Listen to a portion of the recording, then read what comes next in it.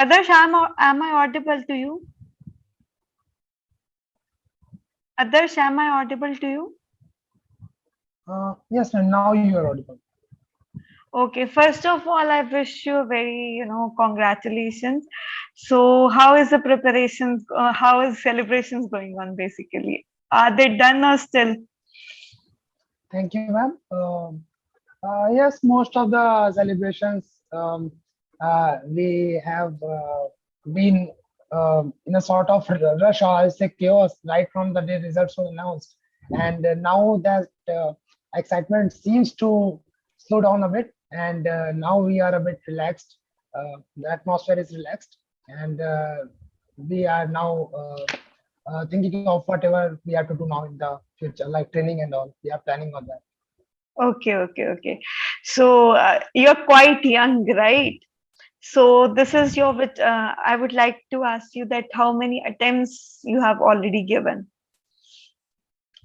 Ma'am, this was my first attempt, and I became eligible in 2020 only, and Okay, that was my first attempt. okay, that is great.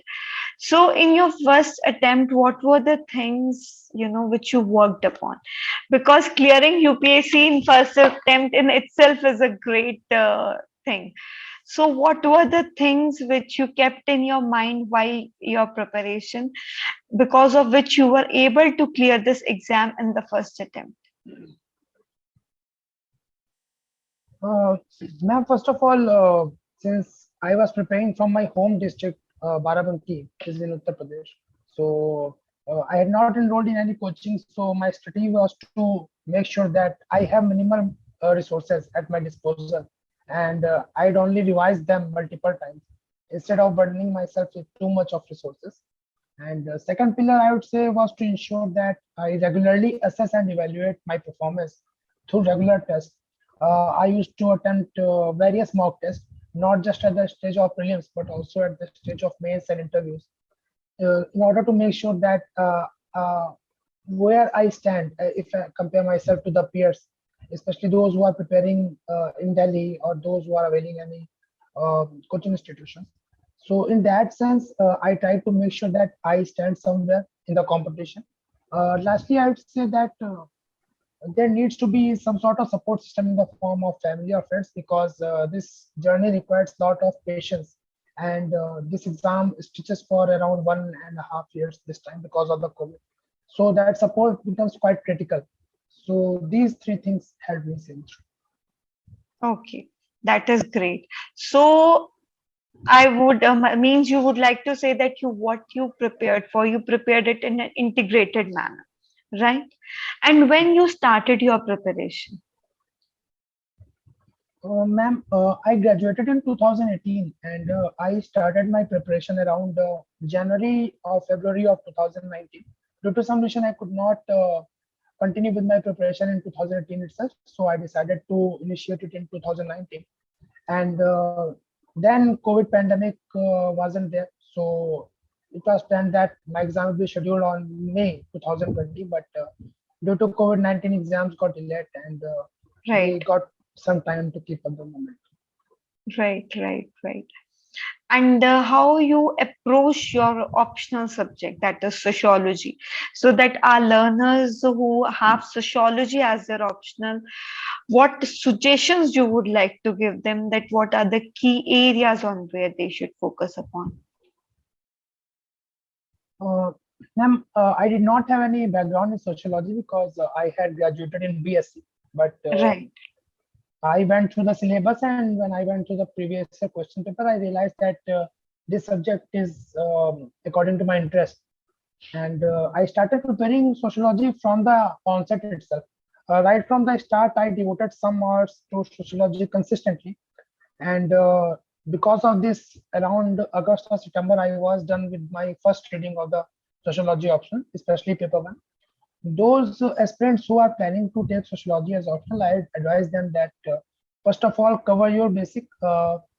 You can do that by any institution's notes, or you can prefer books like Nitin Sangwan's Essential Sociology. Once you are done with your basic syllabus and you have got the gist of every topic, only then try for value enhancement through multiple sources.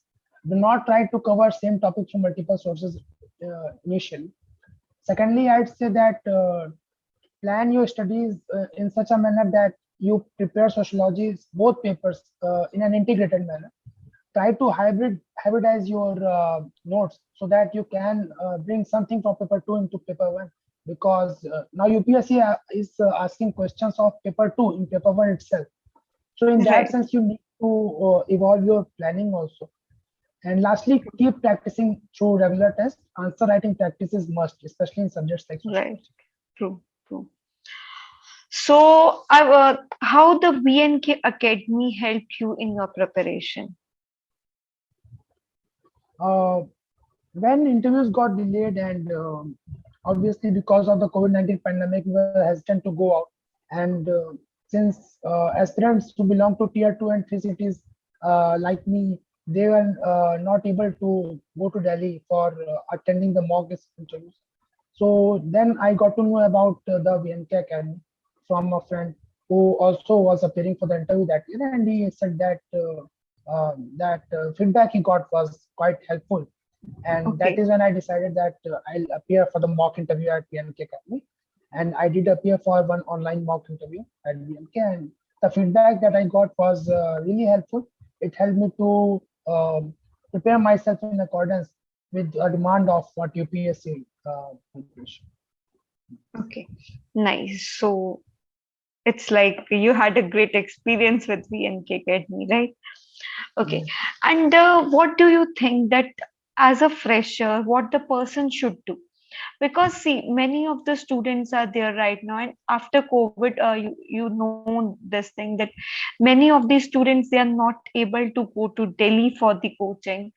So, what would you like to tell those people that how they should prepare or target this exam?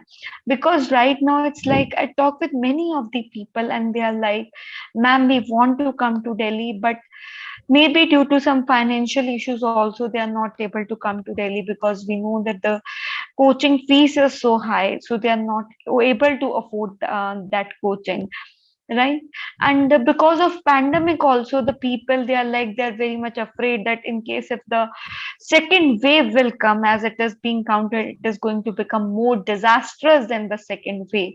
So should we come to Delhi or not? So for those people, since you also have gone through the same phase, because you are a fresher and in the first attempt only you cleared the paper, so what suggestion you would like to give them? Uh, Ma'am, first of all, I'd say that it is not necessary to come to Delhi for preparation. I also prepared from my home only. You can order books and test series right by sitting at home, and you can order that through the bookshops at Delhi. And there are online coachings also. And even if a person decides that he or she'll not join any coaching, that is also fine. You can prepare without coaching also. But then what happens that you need to declutter your mind. You need to stop thinking too much about how the other aspirants are preparing, what is the new material in the market. Once you have decided that you have to go with certain study materials, then you have to stick with that. Secondly, try to avoid any sort of distractions, and distraction in the sense that many a times I've seen aspirants, they try to engage in one topic of UPSC syllabus too much. So you do not have to delve too much deeper into that. Try to maintain a sense of pragmatism while preparing. And lastly, keep practicing. I say this repeatedly because those who are not there in Delhi or those who are preparing at home, tests will help them to evaluate themselves because they do not have any peer network of students if they are not in Delhi. So in that sense, tests help a lot in order to assess that where we are. Okay. Great, great. And even it's like in the lesser time also they will be able to cover the syllabus if they will work in an integrated manner. But true. Definitely. So I would like to ask you one more question that since your background was BSc and you choose sociology as your optional, so did you find any difficulty while covering up your optional? Because this is what most of these students from science background and from non-medical background, they have this problem that since most of these subjects which are there in the, you can say, optional which are there, they don't have any background in that. So what, since you also don't have any background, right? Yes, So ma'am. what were the things which help you to choose sociology as your optional, and what would you like what all were there which attracted you towards the sociology? Uh, Ma'am, first of all, I'd say that primary consideration should be the interest, and the second criteria that a person should opt for is his or her background. When I tried to decode the physics or chemistry syllabus in which I had studied in graduation, I realized that these are the subjects where I will not be able to compete with the students from the premier institutions like IITs. So I had to be pragmatic and choose a subject where I think I can spend 1.5 or 2 years with that particular subject. And when I went through sociology, I realized that because of my prior interest in social institutions like family and gender, I have always been interested or intrigued by these topics. So that is why I realized that I enjoy reading this subject, and especially the thinkers in sociology. I used to study about them also. So I realized that okay, I can spend 2 years with this subject as an option. Once I had decided, uh, the next question was that whether I should join any coaching or not, because I do not have any background experience in this. So it will take some time to change your mindset from the scientific way of approaching things to humanities optional. It will True. take time, but we do not need to be too much perturbed in the initial 1 or 2 months. Give yourself time, especially when you're reading the thinkers, sociological thinkers. That is a typical topic. And once you have spent a considerable amount of time on that particular topic, you will find sociology very interesting and very comprehensible in the longer run. So I'll say that one needs to be patient. Right, right, right. So that was it for the you can say with you. So we are very thankful to you that you came on this platform and you helped our learners to understand few things. Thanks a lot. And Adarsh, I wish you a very, you can say, all the best to you. My best wishes are always with you, and hope to see you in the Lavasana soon, right? Thank you. Okay, Thank you. okay, Have a okay. great day. Thank you so much. Thank you. Thank Thank you. you. Thank you. Thank you.